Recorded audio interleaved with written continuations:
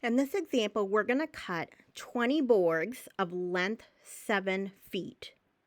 And now what we're going to do is we're going to start with the first board, and then we're going to use the first board to measure the second board to measure the third board, etc.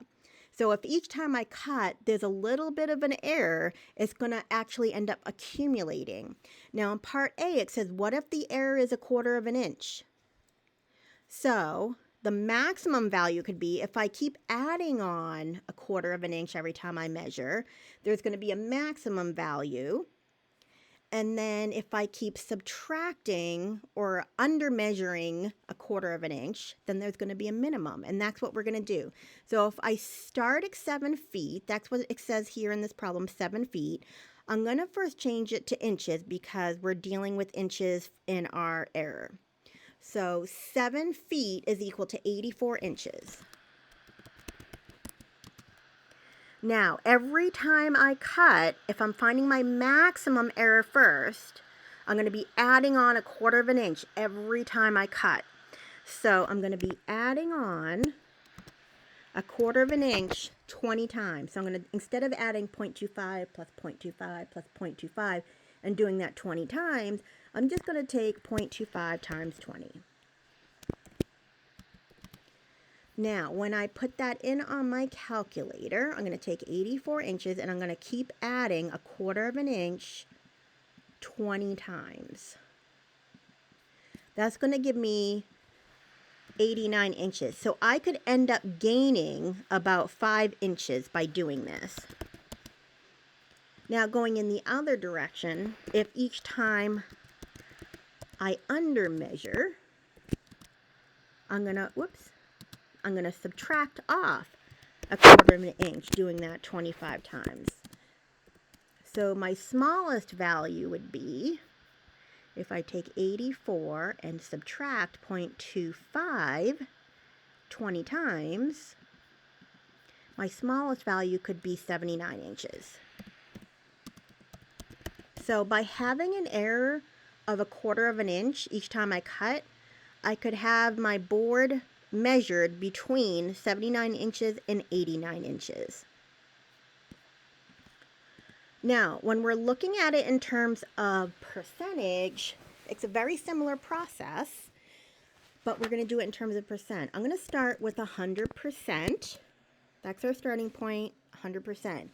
If I keep gaining 0.7% each time, I'm going to add 0.7%. That means what I need to multiply, because when you find a percentage of something, that word of means I'm going to multiply. So my percentage is going to change. I'm going to increase by 0.7%, which means I'm going to have 100.7%.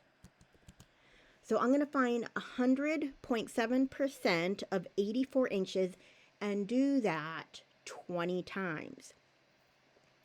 Now, before we do our calculations, we have to put this in decimal format. So if I take 100.7 and I divide by 100 to get it into decimal format, that would be 1.007.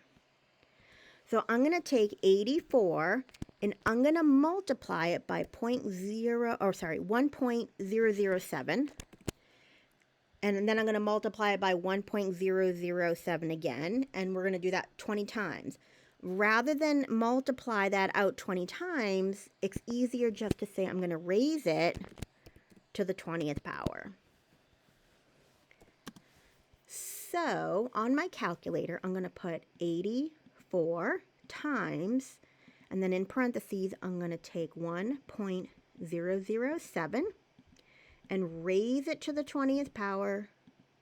And I'm going to get that my maximum value with all those errors, if we round it to 2 places, would be 96.58.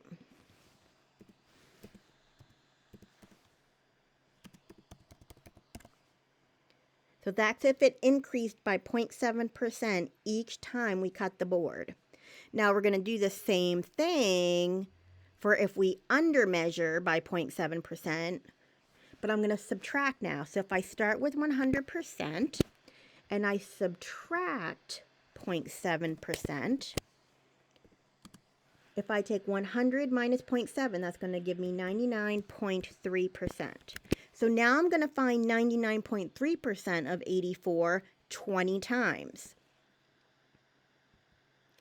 Now, the decimal value of 99.3 would be 0.993 because we take 99.3 and divide by 100.